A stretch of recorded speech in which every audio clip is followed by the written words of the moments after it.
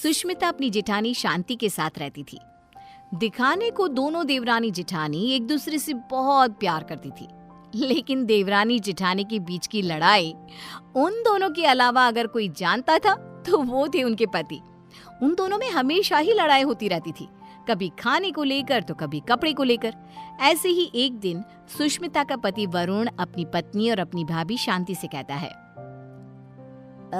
सुष्मिता भाभी और भैया, मैं सोच रहा था कि इस घर में एक नौकर रख लेते हैं, क्योंकि इस बड़े से घर में मेरी भाभी माँ और मेरी प्यारी पत्नी के अलावा और कोई नहीं रहता। इस घर की सफाई करने में इन दोनों का कितना समय बीत जाता है, ये हमारे लिए खाना कैसे बना पाएंगी। तो मैं सोच रहा हूँ कि इस घर में एक नौकर को ले आता हूँ।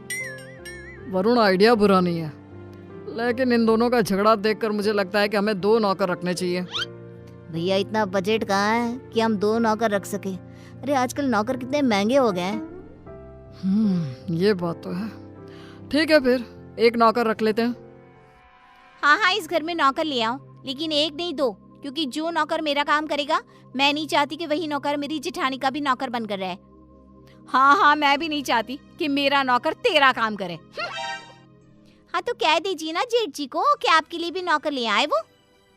हाँ, मेरा पति मेरे लिए नौकर तो ले ही आएगा ना, क्यों नहीं लाएगा। इस तरह दोनों के बीच एक बार फिर से झगड़ा हो जाता है। ये देख वरुण और विक्रम उन दोनों की लड़ाई में ना पड़ते हुए अपने अपने काम पर निकल जाते हैं, और काम पर जाते जाते दोनों भाई आपस में एक दूसरे से बात करते हैं। भैया, अगर यही हाल रहा तो हम लोगों को कभी भी खाना समय पर नहीं मिलने वाला। हाँ, तुम सही कह रहे हो वरुण, इसलिए आज शाम को ही हमें एक नौकर का बंदोबस्त करना होगा। इस तरह विक्रम और वरुण अपने काम पर चले जाते हैं, तो वहीं दूसरी तरफ सुष्मिता और शांति की बहस होती रहती है। वो दोनों अपनी बहस में इतनी मगन हो जाती हैं कि उन दोनों को पता ही नहीं चलता कि कब समय बीत चुका है। ऐसे ही शाम हो जाती है, और शाम के वक्त जब डोरबेल बजती है, सुष्मिता दरवाज़ा खोलती है। उसके सामने वरुण और विक्रम के साथ एक नौकर दिखता है। उस नौकर को देखकर सुष्मिता वरुण से कहती है, अरे वाह वरुण जी, आप तो आज सुबह नौकर की बात कर रहे थे, और देखो शाम को आप नौकर भी ले आए अपने साथ। पति हो तो ऐसा, वरना ना हो। सुष्मिता की बातें सुनकर शांति का गुस्सा 7वें आसमान पर पहुंच जाता है, जिसके बाद वो अपने पति के ऊपर चिल्लाते हुए कहती है, अजी आप क्यों नहीं लेकर आए? आपको दिखाई नहीं देता मैं कितनी थक जाती हूँ। अरे भाग्यवान, इस नौकर को मैं और वरुण हम दोनों ही लाए हैं। श्याम लाल किसी एक की चाकरी नहीं करेगा, बल्कि वो पूरे घर की सेवा करेगा। हाँ भैया, बिल्कुल ठीक कह रहे हैं। श्यामलाल, किचन ऊपर है, जाकर खाना बना दो। ठीक है साहब। श्यामलाल किचन में जा ही रहा था कि तभी शांति उसे रोकते हुए कहती है, अरे श्यामलाल, पहले तुम मेरा और विक्रम जी का खाना बना देना। इन दोनों को क्या है, इन दोनों का आराम से बनाते रहना, क्योंकि ये लेट नाइट्स होते हैं। ठीक है मैम साहब। अरे ऐसे कैसे? श्यामलाल, पहले तुम मेरा खाना बनाओगे। बेचारा श्यामलाल उन दोनों की बात में फंस जाता है। वो सर पर हाथ रखकर बैठ जाता है, क्योंकि उसे समझ में नहीं आ रहा था कि पहले किसका खाना बनाया जाए। ये देख अब विक्रम श्यामलाल का समय फिक्स कर देता है, और अपने समय अनुसार श्यामलाल अपना काम करता है। कुछ दिन तो घर में शांति का माहौल बना रहता है, लेकिन एक दिन श्यामलाल कपड़े धोने के लिए सुष्मिता के पास जाता है और उसे कहता है, बीन साहब, कपड़े धोने के लिए है तो आप मुझे दे दीजिए, मैं अभी आपके कपड़े धो देता हूँ। उसकी बात सुनकर शांति आती है और उसके ऊपर चिल्लाते हुए कहती है, श्यामलाल, तुम पहले मेरे कपड़े धोगे। अगर तुमने मेरे कपड़े नहीं धोए तो मैं तुम्हें नौकरी से निकाल दूंगी। जी, नाम तो आपका शांति है, लेकिन आपके अंदर ना शांति नहीं है बिल्कुल भी। अरे इस समय वो मेरे कपड़े धोएगा। हाँ, श्यामलाल उन दोनों की बातें सुनकर फिर से एक बार फंस जाता है। दुखी होते हुए कहता है, मैम साहब, आप दोनों ही मुझे अपने कपड़े दे दीजिए, मैं एक साथ कपड़े धो दूंगा। नहीं, हमारे कपड़े एक साथ नहीं धुलेंगे। नहीं, हमारे कपड़े एक साथ नहीं धुलेंगे। उनकी बात सुनकर श्यामलाल बेचारा एक बार फिर कंफ्यूज हो जाता है, और वहां से मुंह लटकाए नीचे किचन में जाकर काम करने लगता है। ऐसे ही समय बीतने लगता है, और एक दिन श्यामलाल शांति के कमरे में कुर्सी पर खड़ा होकर पंखे को रगड़ रगड़ के साफ कर रहा था। ये देख सुष्मिता नौकर के ऊपर चिल्लाते हुए कहती है, श्यामलाल, तुमने आज तक इस तरह से मेरे कमरे की सफाई तो नहीं करी। अरे ऐसी कौन सी मेहरबानी करी है जेठानी जी, जो तुम उनके कमरे की इतने अच्छे से सफाई कर रहे हो।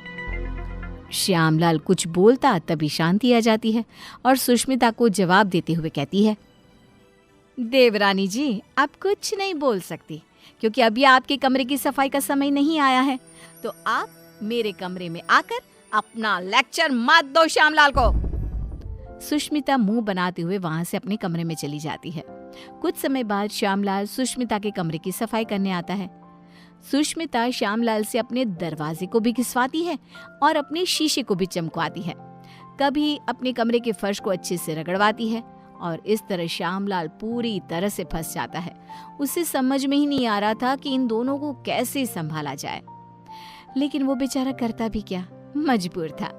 ऐसे ही एक दिन श्यामलाल बाजार से सब्जियां लेने जा रहा था, तभी वो खुद से कहता है, क्यों ना मैं एक ही समय पर दोनों मेम साहब की सब्जियां ले आऊं और दोनों को अलग अलग समय पर दिखा दूंगा कि मैं अलग समय पर यही सब्जियां लेकर आया हूँ। यही ठीक रहेगा। इस तरह श्यामलाल सब्जियों को लेकर आ जाता है, लेकिन जैसे ही वो घर में घुसता है वैसे ही उसके सामने सुष्मिता और शांति खड़ी होती है। ये देख श्यामलाल के पसीने छूट जाते हैं। ये देखकर सुष्मिता कहती है, क्यों श्यामलाल, तुम्हारे पसीने क्यों छूट रहे हैं? तुमने कोई गलत काम किया है क्या?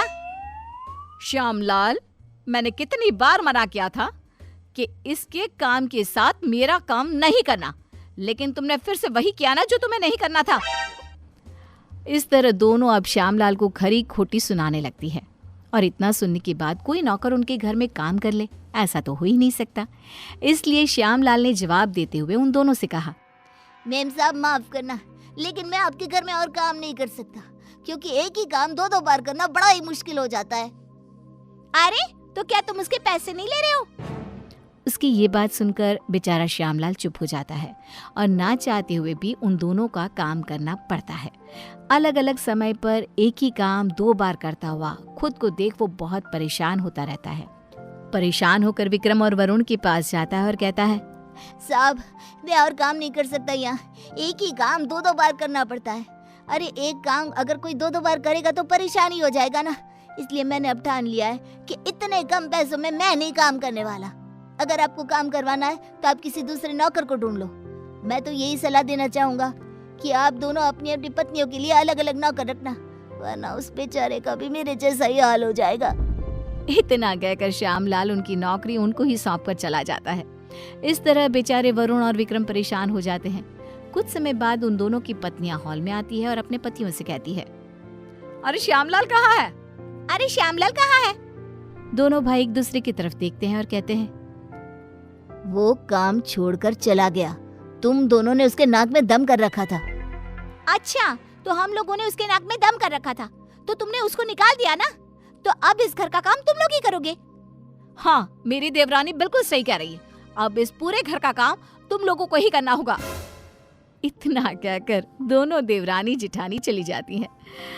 अब बेचारे वरुण और विक्रम दोनों को ही घर का काम करना पड़ता है। घर की सफाई, कपड़े धोते, बर्तन धोते और खाना बनाने के बाद बेचारे दोनों ऑफिस जाते।